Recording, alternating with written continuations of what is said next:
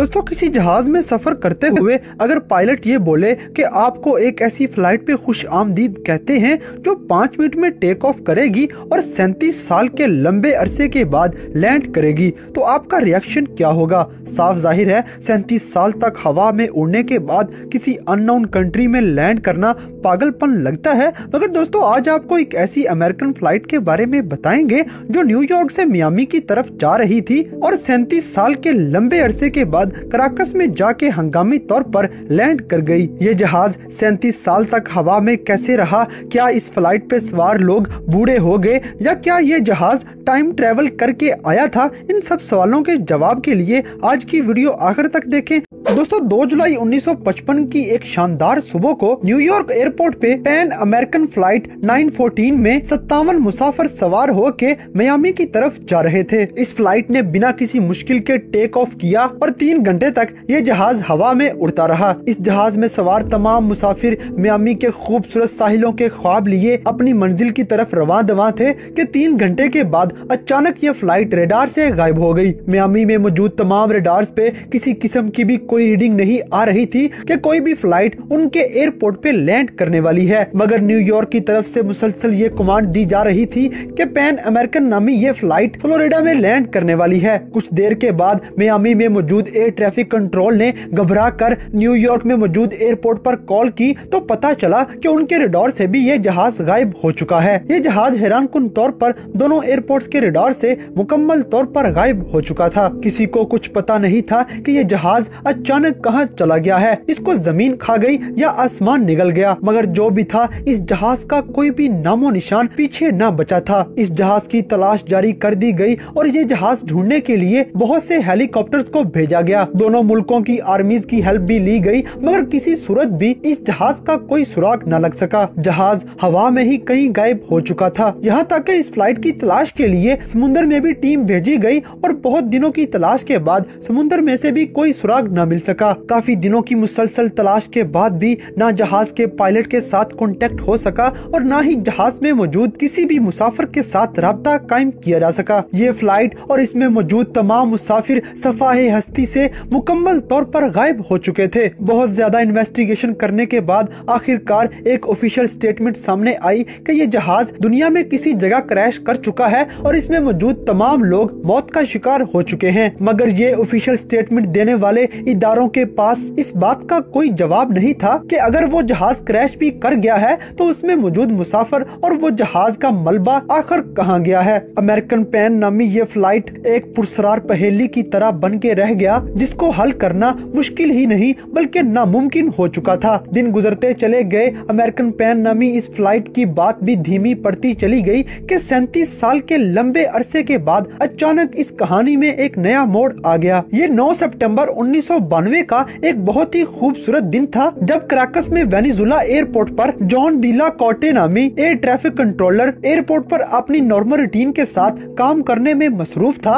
और कॉफी पीते हुए फ्लाइट्स को मुख्तलिफ किस्म की हिदायत दे रहा था कि अचानक एक बहुत ही अजीबोगरीब वाकया पेश आया। अचानक ही न जाने कहां से रडार पे एक और डॉट नजर आने लग पड़ा जिसके बारे में उसको किसी किस्म की कोई भी इंस्ट्रक्शन नहीं दी गई थी। ये जहाज न जाने कहां से अचानक उसके रडार में आ गया था और ये कहां से आ रहा है और कहां जा रहा है इसके बारे में डीला कोटे को कोई इल्म नहीं था। डीला कोटे नामी इस एयर ट्रैफिक कंट्रोलर ने इस नजर आने वाले डॉट को सिस्टम की गलती समझते हुए इग्नोर किया। मगर रडार पे आने वाली ये रीडिंग्स बिल्कुल भी गलत नहीं थी और सही मायनों में एक जहाज को हवा में कराकस एयरपोर्ट की तरफ आते हुए देखा जा सकता था। ये जहाज काफी पुराना था और DC-4 मैकडोनल्ड डगलस नामी मॉडल का ये जहाज किसी भी तरह से जदीद दौर का नहीं लगता था। ये एयर ट्रैफिक कंट्रोलर इस जहाज को देख के परेशान हो गया कि अचानक इतना पुराना जहाज कहां से आ गया है। मगर परेशानी की असल वजह ये नहीं थी,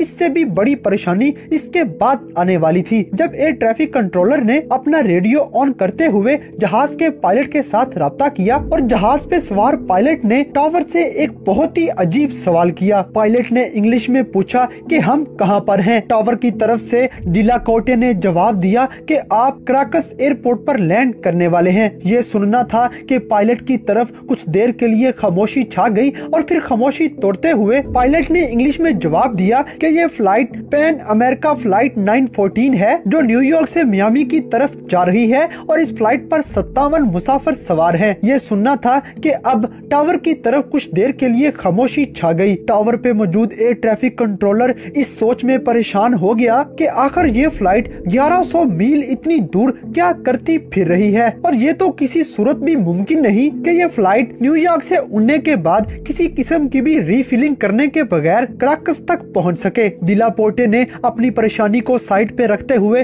पायलट से कुछ और सवाल पूछे तो पायलट ने एक और बहुत ही हैरानकुन जवाब दिया। पायलट ने जवाब दिया कि ये फ्लाइट मियामी एयरपोर्ट पर 2 जुलाई 1955 में 9:55 में लैंड करने वाली है। ये सुनना था कि टावर की तरफ मुकम्मल तौर पर खामोशी छा गई और वो हैरानो परेशान होकर इस बात का कोई भी जवाब न दे सके। एयर कंट्रोलर ने समझा कि शायद पायलट पागल है और इस वक्त उसका दिमागी तवाज़ुन दुरुस्त नहीं, क्योंकि इस दिन 2 जुलाई 1955 की बजाय 9 सितंबर 1992 का दिन था। मगर एयर ट्रैफिक कंट्रोलर ने पायलट को किसी किस्म का और भी सवाल करने की बजाय लैंड करने के लिए ओके की रिपोर्ट दे दी। पैन अमेरिकन नामी ये फ्लाइट बड़ी आसानी के साथ कराकस एयरपोर्ट पर लैंड कर गई और ग्राउंड यूनिट्स को फौरी तौर पर बुला लिया गया। एयरपोर्ट पे मौजूद तमाम अमला इस जहाज के इर्द गिर्द इकट्ठा होने लग गया। दिला कोटे ने पायलट के मुख्तलिफ किस्म के हैरानकुन जवाब सुने थे, इसलिए दिला कोटे ने एयरपोर्ट सिक्योरिटी को भी बुला लिया था। ये एयरपोर्ट सिक्योरिटी इस फ्लाइट के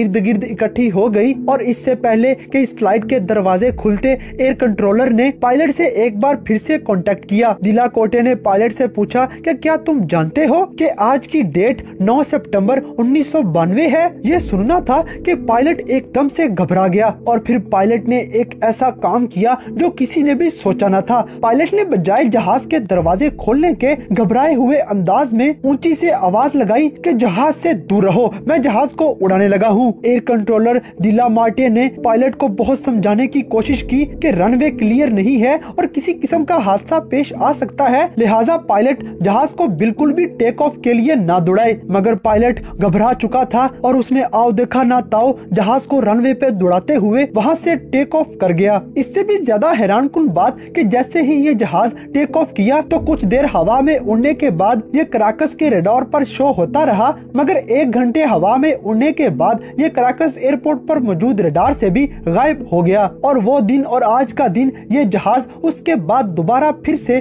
कभी ना मिल सका। ये जहाज फिर से हवा में गायब हो गया और अपने पीछे किसी किस्म का कोई सुराग भी ना छोड़ गया। ये सारी बातें तो अपनी जगह, मगर ये सवाल आज भी एक पहेली है कि आखिर ये जहाज 37 साल तक कहाँ रहा और अगर ये 37 साल तक हवा में भी रहा तो इतना ज्यादा तेल ये जहाज में कहाँ से भरता रहा और जहाज में मौजूद मुसाफिरों के लिए खुराक का इंतजाम भी कहां से होता रहा। इस वाक़े की इन्वेस्टिगेशन की गई और कुछ लोगों ने एयर ट्रैफिक कंट्रोलर दिला मार्टे को झूठा साबित करने की कोशिश की और उस पर इल्जाम लगाया कि दिला मार्टे अपनी तरफ से मनगढ़ंत कहानी सुना रहा है। मगर दिला मार्टे की बात को सच साबित करने के लिए एक छोटा सा सबूत मिल गया। पैन अमेरिकन नामी ये फ्लाइट टेक ऑफ करने से पहले एक कैलेंडर इस एयरपोर्ट पर फेंक गई जो 1955 का कैलेंडर था। इस कैलेंडर को देख के अंदाजा लगाया जा सकता था कि ये जहाज वाकई ही 1955 में मियामी एयरपोर्ट पर लैंड करने वाला था। दोस्तों, इस फ्लाइट के बारे में 2 तरह की कहानियां सुनाई जाती हैं। एक तो ये कि ये जहाज हमेशा के लिए फिर से गायब हो गया था क्योंकि ये जहाज टाइम ट्रेवल करके गलती से फ्यूचर में आ गया था, और दूसरी ये कहानी कि ये जहाज गायब नहीं हुआ था बल्कि कराकस एयरपोर्ट पर सिक्योरिटी ने इस जहाज को पकड़ लिया था और इस जहाज में मौजूद पायलट और तमाम लोगों का डॉक्टर्स की तरफ से अच्छा खासा मुआयना भी करवाया गया। और हैरानकुन तौर पर मुआयने के बाद ये बात सामने आई कि इस फ्लाइट पे मौजूद पायलट और तमाम मुसाफिर बिल्कुल सेहतमंद हैं और उनमें किसी किस्म की कोई भी अजीब चीज नहीं देखने में मिली। इससे भी बढ़ के सबसे हैरानकुन बात के आधी सेंचुरी इस जहाज में मुसलसल सफर करने के बावजूद भी इसमें मौजूद तमाम मुसाफिर जिस उम्र में इस जहाज पर सवार हुए थे ये अभी भी उसी उम्र के थे और इनमें कोई भी बूढ़ा ना हुआ था। ये बात मानने में नहीं आती, मगर आवाम को यही कहानी सुनाई गई है।